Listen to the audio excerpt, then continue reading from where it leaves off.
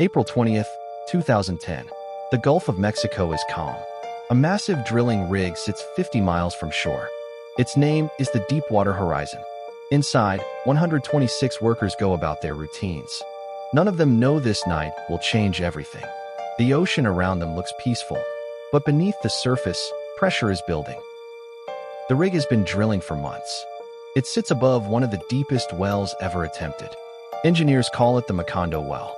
It has already caused delays and problems before tonight. Workers have grown used to small warnings. Tonight, those warnings will not be small. Tonight, the well will fight back. Hours earlier, engineers run a pressure test. The numbers on the screen look wrong. Some crew members raise concerns.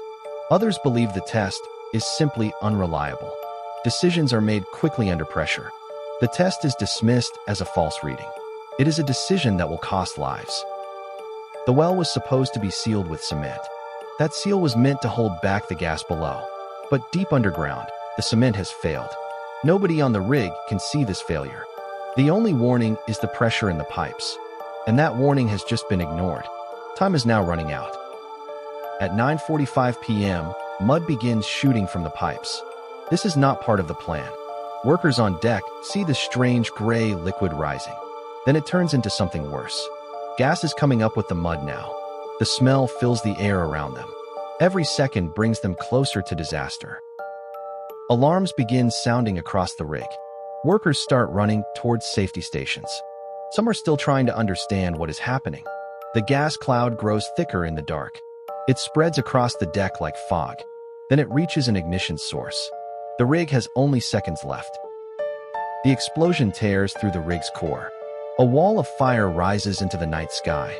The blast is felt for miles across the water. Steel structures buckle under the force. Workers are thrown from where they stood. The rig's power fails almost instantly. Darkness and fire now rule the deck. 11 men are killed in this first explosion. They are working near the blast when it happens. Survivors describe a wall of heat and noise. The rig shudders as more fires ignite. Communication systems go silent. Nobody yet knows how many are alive. Chaos spreads through every level of the rig. Within minutes, the entire rig is burning. Flames climb higher than the derrick itself. The heat becomes unbearable on open decks. Some workers are trapped behind blocked corridors. Others search desperately for a way out. The fire spreads faster than anyone expected. Every path to safety seems to be closing. Survivors later describe walking through fire to escape. Metal stairways are too hot to touch. Smoke fills hallways, making it hard to breathe. Some crew members jump from high platforms. The ocean below is their only option. Others wait, hoping rescue boats will arrive. Time feels like it has stopped completely. Crew members scramble toward the lifeboat stations. Training kicks in despite the panic around them. Officers try to organize a chaotic evacuation. Not everyone can reach the boats in time. Some workers are injured and moving slowly. Others help carry the wounded through the smoke. Every second matters now more than ever. The lifeboats are lowered toward the dark water. Workers climb in, some in shock, some injured. The heat from the fire pushes against their backs. Below them, the ocean looks impossibly far. Above them, the rig continues to burn. Nobody knows yet who has been left behind. The boats begin pulling away from the wreck. Not all lifeboats launch smoothly. Some workers are forced to jump into the sea. The water is dark and cold beneath them. Debris from the explosion floats around them. Survivors swim toward anything that floats. Some cling to rafts, others tread water alone. The rig behind them glows like a furnace.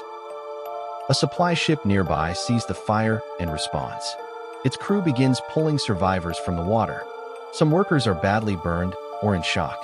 Others are calm, focused only on helping others. The rescue becomes a race against time. Every person pulled aboard is a small victory, but 11 men are still unaccounted for. The supply ship becomes a floating rescue center. Survivors are wrapped in blankets on its deck. Some are treated for burns and smoke inhalation. Others simply sit in silence, staring at the fire. The Deepwater Horizon still burns in the distance. Nobody on board can look away from it. The scale of the disaster is just beginning to sink in. Coast Guard helicopters arrive within the hour. Searchlights sweep across the dark water. Rescue swimmers are lowered into the waves. They search for anyone still missing. The ocean surface is covered in debris and oil sheen. Radio calls report survivors, but not everyone. 11 names will never be answered. Search and rescue teams work through the night. Boats crisscross the area near the burning rig. The fire is too intense to approach directly. Officials begin preparing for the worst. Families onshore wait for any information. Phone lines fill with anxious calls. The disaster is no longer just at sea. By morning, 115 workers are confirmed safe. 11 men are officially declared missing. Search efforts continue for several more days. No trace of the missing men is found. They are presumed to have died in the initial blast. Their families are notified one by one. The nation begins to learn their names. For 2 days, the Deepwater Horizon continues burning. Firefighting boats spray water into the flames. The fire proves impossible to control. On the morning of April 22nd, the rig collapses. It sinks beneath the waves in minutes. What remains is the wellhead, deep on the seafloor. And beneath it, oil begins to escape. Cameras capture the rig's final moments above water. The structure that once stood tall is gone. In its place, a slick of oil begins spreading. Nobody yet understands the scale of what follows. The well below the seafloor is now open. Oil is flowing freely into the Gulf. The disaster has only just begun. Nearly a mile below the surface, oil pours out. The safety device meant to stop this has failed. It is called a blowout preventer. Engineers try repeatedly to activate it remotely. Each attempt fails to stop the flow. Robotic submarines are sent down to investigate. What they find confirms the worst fears. The blowout preventer is cracked and non-functional. Oil continues gushing uncontrolled into the Gulf. Experts estimate thousands of barrels lost each day. The true number will later prove much higher. Engineers scramble to design new solutions. Nothing like this has been attempted at this depth. The ocean itself becomes the crime scene. Within days, oil reaches the ocean surface. A slick begins spreading across the Gulf. Wind and currents push it toward the coastline. Louisiana's wetlands are the first to be threatened. Fishermen begin noticing the change in their waters. Wildlife agencies issue their first warnings. The environmental disaster is now undeniable. Cleanup crews are deployed along threatened coastlines. Booms are placed to try to contain the oil. Chemical dispersants are sprayed from aircraft above. None of these methods fully stop the spread. Day by day, more oil reaches the shore. Local economies built on fishing begin to suffer. The Gulf Coast braces for what is coming. By late April, oil reaches Louisiana's marshes. Grasses that support entire ecosystems turn black. Birds are found coated in thick crude oil. Rescue workers attempt to clean and save them. Many do not survive the exposure. The images shock people watching around the world. The Gulf's wildlife is paying the price. Fishing communities along the coast lose their livelihoods. Boats that once caught shrimp now sit unused. Some fishermen are hired to help with cleanup instead. The irony is not lost on those living it. Local economies shrink as tourism drops sharply. Scientists warn the damage could last for years. Nobody yet knows how long this crisis will continue. Investigators begin examining what went wrong. The pressure test dismissed that night comes under scrutiny. The failed cement job is closely examined. Multiple companies are found to share responsibility. Corners were cut to save time and money. Safety warnings were repeatedly overlooked.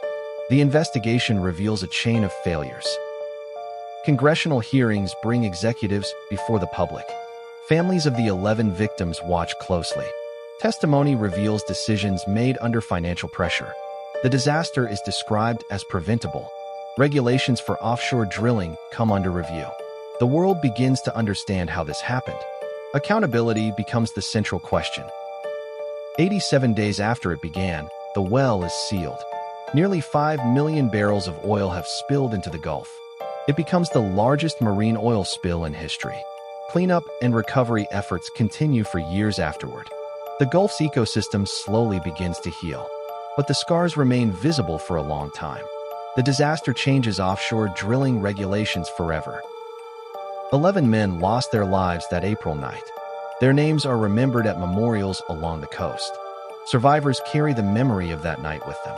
Some still struggle with what they witnessed. New safety laws are passed in their honor. The Deepwater Horizon remains a warning to the industry. Its story is a reminder of what negligence can cost.